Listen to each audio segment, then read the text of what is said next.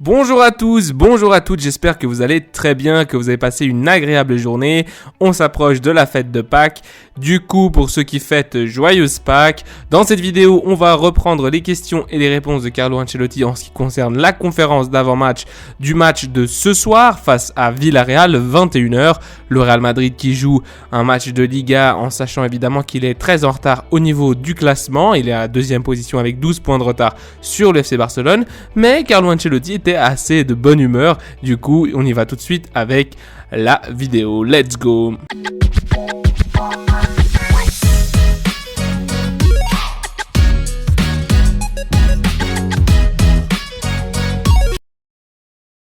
Nous avons une série de 16 questions, donc je vais essayer de faire le plus rapidement possible, tout en étant clair sur le contenu. Première question, après la victoire face à Barcelone en coupe, notamment, comment va l'équipe avant le match face à Villarreal? Carlo répond, aujourd'hui on est encore un peu fatigué, mais je pense qu'on n'a aucun problème.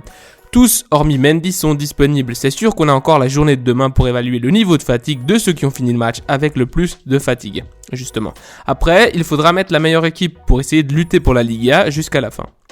Deuxième question, bonjour Mystère, j'aimerais vous demander comment vous allez. Vous, oui, je vous trouve sérieux, tranquille, mais un peu plus sérieux. Je ne sais pas si, après ce que vous avez dit sur le Brésil, vous êtes plus détendu, est-ce que je me trompe?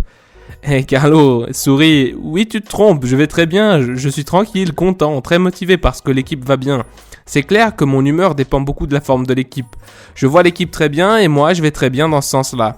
Au niveau personnel, c'est la même chose, je n'ai aucun problème. Vous savez, parfois après les matchs, on est tellement fatigué qu'on n'a pas envie d'être content. Car la seule envie qu'on a, c'est de rester tranquille. Parce que la vérité, c'est qu'un match comme celui de mercredi, il y a beaucoup de pression avant et pendant. Et quand le match se termine, la fatigue arrive et tu veux juste te reposer. C'est vrai qu'il avait semblé un peu fatigué en post-match dans la conférence après le match face à Barcelone. Question numéro 3. Xavi avait dit après le match que malgré la défaite, la saison du Barça était très bonne. J'aimerais vous demander aujourd'hui qui est le plus satisfait, Ancelotti ou Xavi? Ou d'une autre manière, vous échangeriez votre place avec celle de Xavi en ce moment? Pour moi, entraîner Barcelone, c'est impossible pour mon histoire, alors je ne m'échangerai pas. Aussi parce que j'ai de la chance. Non, parce que je crois qu'il faut respecter mon histoire personnelle et celle du club, tout en tenant compte que j'ai beaucoup de respect aussi pour l'équipe de Barcelone et beaucoup de respect pour Xavi. Je ne veux pas échanger ma place avec personne car je me sens très bien ici dans le meilleur club du monde, un endroit dans lequel les gens m'apprécient beaucoup. Je sens beaucoup d'affection, donc je ne veux pas changer. Et j'ai beaucoup d'espoir parce que la saison est encore très vivante. On va disputer la 4e finale de cette saison. On est satisfait, mais on doit bien finir la saison. C'est vrai qu'on a du retard en Liga, mais surtout parce que Barcelone a fait une très bonne saison. Nous, on a 4 points de moins que l'année passée, alors que Barcelone a beaucoup de points de plus.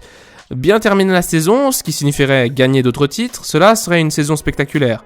Tout est encore jouable, aussi en Liga. Oui, tout le monde pense qu'on ne pense plus à la Liga.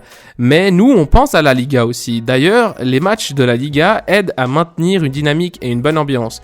Et deuxièmement, jusqu'à ce que les mathématiques nous en empêchent, on va se battre. Donc Carlo qui essaie de donner un message de confiance et évidemment, ça va essayer de booster l'équipe, surtout de la maintenir en bon rythme pour les matchs de Ligue des Champions à mon avis.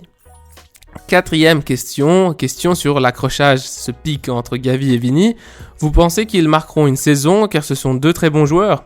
Carlo répond, ils se sont piqués, il y a eu un accrochage, oui, il y a de la rivalité comme à tous les classicos. Alors il y a quelques affrontements entre certains joueurs. Ce que je peux dire de Vinicius, c'est que Vinicius au niveau du football, il est en train de marquer une époque au Real Madrid et dans le football en général. Tout le madridisme espère qu'il continue comme cela car Vini est en train de faire des choses très importantes dans le monde du football. 5e question, je ne sais pas combien de matchs vous avez dirigé depuis un banc, 1100, non, 1200? Carlo qui interrompt et qui fait erreur. Plus ou moins, non, le journaliste reprend. Carlo, 1272. 1272 exactement? Carlo, oui, et demain, 1273. Incroyable, dit le journaliste, 1272. Le dernier étant celui de mercredi passé par les circonstances, parce que ça faisait déjà 60 ans que le Real Madrid ne marquait pas 4 ou plus buts à Barcelone. Pour la qualification et le passage à la finale, pour toutes ces raisons, le match de mercredi, vous le mettez top 5, top 3, top 10. Où placez-vous ce match dans les 1272 rencontres? Carlo a une place importante. Parce qu'une demi-finale, si tu la gagnes, tu joues la finale et c'est la chose la plus importante. La victoire contre Barcelone te permet d'atteindre une finale, ce qui est important. Et c'est important parce que c'est la Coupe du Roi. Dans quel rang je la mets? Au niveau du football, dans un rang très haut. Peut-être parmi les premiers 10 de ces 1200 et quelques. Tout en tenant compte que je dois mettre aussi beaucoup de finales, qui même si au niveau du football n'ont pas été aussi spectaculaires, t'en retires toujours un très beau souvenir. Question assez drôle parce que Carlo Ancelotti justement qui dit 1272 qui coupe le journaliste en disant voilà moi j'ai exactement le nombre de matchs et c'était assez amusant. Question numéro 6, j'aimerais vous demander si en ce moment au niveau du football vous voyez l'équipe mieux, pire ou à peu près similaire par rapport à la saison passée. Et une curiosité, comment vous savez le nombre exact de matchs? Vous avez compté match après match? Non, j'ai regardé la statistique l'autre jour par hasard. Avant le match contre Barcelone, j'ai regardé la statistique parce que je n'étais pas sûr du chiffre exact. Je me suis dit, je suis tout proche de 1300 parce qu'évidemment, quand j'atteindrai 1300, je devrais célébrer un peu. Et tout le monde explose de rire. Et donc, c'est pour ça que j'ai regardé. Ce n'est pas que je suis là en train de regarder combien de matchs j'ai fait, etc. J'en ai fait beaucoup. Et j'ai oublié ta question. Tout le monde rigole.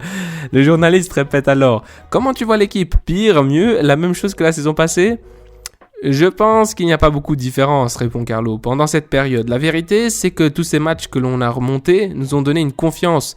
Et au même moment l'année passée, c'est arrivé qu'une seule fois, c'était contre le PSG. Le fait que cela soit arrivé plusieurs fois maintenant, les remontées au score, nous donne encore plus de confiance. Je vois l'ambiance, les joueurs à bloc, très unis, même ceux qui ne jouent pas. Cela est très bon pour nous. Question numéro 7. Après tout le remous qui s'est formé autour de votre renouvellement de contrat ces dernières semaines, vous, au niveau personnel, vous nécessitiez une victoire aussi convaincante que celle au Camp Nou pour dire « Je suis ici » et donner un bon coup sur la table et je vais encore donner beaucoup de guerre. C'est ça que vous nécessitez? Carlo sourit. Ce que je pense, c'est qu'après 1272 rencontres, je ne dois rien démontrer à personne. Tout le monde me connaît et peut m'évaluer. Je ne dois rien démontrer à personne. Question numéro 8. Cela vous surprend-il qu'il n'y ait pas d'avancée en ce qui concerne le renouvellement de Kroos et de Modric? Carlo répond, il y a des avancées parce qu'ils sont en train de discuter et je crois qu'au final, ils chercheront une solution. Il y a des avancées, ils sont en train d'en parler. Question 9, j'aimerais vous questionner au sujet d'Alaba. Il revenait d'une série de blessures assez mauvaises en ce début de 2023. Mais au-delà de cette mauvaise période, sur le plan physique, j'aimerais que vous analysiez sa saison depuis le début de l'été. Carlo répond, cela a été une saison dans laquelle il y a eu quelques problèmes, surtout des problèmes physiques, une paire de blessures qui l'ont un peu affecté. Ce fut une saison non pas avec la continuité de l'année passée. Maintenant, il est de retour dans une forme optimale après sa dernière blessure. Je crois qu'aujourd'hui, il va très bien. Lors des 2 derniers matchs, le fait qu'on ait maintenu notre cage à 0, donc on n'a pas pris de but, c'est aussi grâce à lui. Question 10. Il y a peu, on parlait presque de retraite pour Benzema, Modric, Kroos et maintenant, vous nous dites qu'il y a des avancées concernant leur renouvellement de contrat. On voit qu'ils sont des piliers très importants durant les grandes rencontres. Ils sont en train de vivre une vie extra, non ? Il ne s'agit pas d'une nouvelle ère pour ces vétérans. Carlo réfléchit puis répond, moi les vétérans je les vois comme toujours, ils peuvent avoir des bons moments avec un meilleur niveau, des moments avec un niveau moins bon. Mais c'est assez normal et cela arrive à tous les joueurs, je pense que l'on doit évaluer les joueurs non pas en fonction de leur âge, mais en fonction de ce qu'ils font réellement sur le terrain. Les 3, comme j'ai dit, on peut penser qu'au niveau du profil physique, ils n'ont pas l'énergie que détiennent les jeunes, mais la manière de gérer les matchs, ces 3-là, ils l'ont et elle est unique. Et tu ne peux pas acheter ça dans n'importe quel marché du monde, car cela naît avec l'expérience. Question numéro 11, vous venez de dire que Benzema, Modric et Kroos ont une expérience que personne ne peut acheter. Et moi, je vous demande si vous pensez qu'ils continueront l'année prochaine au Real Madrid, les 3. Carlo répond, moi je pense qu'ils vont continuer. On doit aussi penser que le jour qu'ils s'arrêteront, par le fait qu'il s'agit de quelque chose d'unique, ce qu'ils ont, quelque chose devra changer, non ? Donc, on doit chercher une autre... le futur du club, c'est une autre ligne. Ce n'est pas la ligne qu'ont Kroos et Modric. On a des jeunes fantastiques comme Camavinga, Tchouaméni, Valverde, Ceballos qui vont marquer une époque au Real Madrid qui sera différente de celle de Kroos, Modric, Casemiro. Ah putain, il me manque. Question numéro 12, Rodrigo. On l'a vu entraîner en solitaire, est-ce qu'il va se reposer demain ? Rodrigo est arrivé un peu plus tard à l'entraînement car il avait un problème personnel. Il a fait un entraînement individuel et après il a joué le match. Là j'ai pas très bien compris, peut-être qu'il dit jouer le match, peut-être qu'ils font des petits matchs dans l'entraînement. Ou alors il parle du match de Barcelone, mais je suis pas sûr. Il va bien, il n'a pas de problème, il est disponible pour demain et je pense qu'il jouera. Question numéro 13 déjà. On a vu avant un Vinicius pas trop sûr de lui devant le but et le Vinicius actuel, celui qui joue maintenant, il impressionne. Ma question, c'est quelle a été la part de son entraîneur particulier comme joueur et l'influence du groupe de la part et également ta part, celle de l'entraîneur. Ok, question qui est un peu difficile pour Carlo. Ensuite, il répond la partie individuelle qu'il a fait. Il s'est entraîné plusieurs fois en effectuant un travail individuel, des frappes devant le but dans sa position, en partant de sa position, et rien de plus. En fait, il a maintenant plus de confiance et il est plus patient devant les buts. En 1 contre 1 aussi, et dans la finition. Tout ça, il l'a géré lui, très bien. Moi, comme j'ai dit, pour ma part, on a seulement essayé de mettre en place un entraînement particulier pour améliorer la frappe finale. En gros, c'est Vini qui s'est démerdé pour s'améliorer devant les buts, mais quand même, il y a eu une part de coach, puisque, à ce qui paraît, il y a eu un entraînement particulier pour essayer de faire en sorte que Vinicius fonctionne mieux, opte pour une meilleure option devant les buts. Question numéro 14. Après la victoire face à Barcelone, vous avez communiqué aux joueurs qu'ils avaient la journée de libre. Ils ont tous sauté de joie, mais on vous voyait encore plus content. J'aimerais savoir ce qu'a fait Ancelotti dans son jour de congé. Moi, je trouve que la question est osée quand même. Et Carlo répond, ce que j'ai fait hier, je dois tout te dire. Et là, tout le monde explose de rire parce qu'il l'a dit dans un ton genre, je dois tout te dire. Il y a des choses que je veux pas te dire, quoi. Et du coup, je suis allé avec ma femme à la Casa del Campo en vélo. Je me suis beaucoup amusé. Question numéro 15. J'aimerais vous demander si cela vous surprend qu'on doute de vous. Carlo répond, non, c'est notre travail, le focus est sur nous et c'est assez normal, je n'ai aucun problème. Je ne sais pas combien de conférences de presse j'ai fait, une chose est sûre, plus de 1272, ça c'est sûr. Peut-être le double, parce que si tu fais une avant et une après, on atteint presque 2500. Bon, tes mathématiques sont pas très bonnes, Carlo, mais c'est pas grave. 2500 conférences de presse, alors pour aujourd'hui, s'il vous plaît, laissez-moi en paix. Et tout le monde rigole. Et du coup, on est à la dernière question. La question de la journaliste brésilienne qui est toujours là. Désolé de vous questionner, Mister. Elle rit. Vous avez dit que Vini Junior peut marquer une époque, une saison. Il est en train de marquer justement une époque au Real Madrid. Où se trouve le toit de Vinicius Junior? Jusqu'où peut-il aller? Et Carlo répond, le toit, je pense que c'est la continuité qu'il devra avoir. Je pense que son physique va beaucoup l'aider. Il a un physique très fort, très puissant, il n'est jamais fatigué, il s'entraîne toujours au max. Le toit pour un joueur comme Vini, et pour tous les joueurs qui font la différence dans le football actuel, c'est la continuité. Merci à tous et joyeuse Pâques.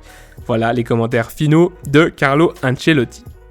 Du coup, nous on se retrouve peut-être après le match de ce soir, c'est à 21h, le Real Madrid reçoit du coup Villarreal au Bernabéu, le Real qui devrait sortir une bonne performance avec un élan de confiance obtenu après cette victoire écrasante 4-0 face au FC Barcelone en demi de coupe, le Real Madrid du coup qui est bien mentalement et sur le plan physique aussi, on l'a vu dans le match face à Barcelone et qui devrait du coup l'emporter, en tout cas essayer de gagner quelques points dans cette course à la Liga qui va être difficile évidemment avec 12 points de retard sur le premier, le FC Barcelone. On verra en tout cas. Il faudrait quand même sortir une bonne prestation pour se donner confiance pour ensuite la rencontre de Champions League face à Chelsea. Je vous dis merci beaucoup pour l'appui, les gens qui s'abonnent, les gens qui mettent un like. Merci beaucoup pour tout. Je vous embrasse. Prenez soin des vôtres et de votre famille. A la Madrid y nada más.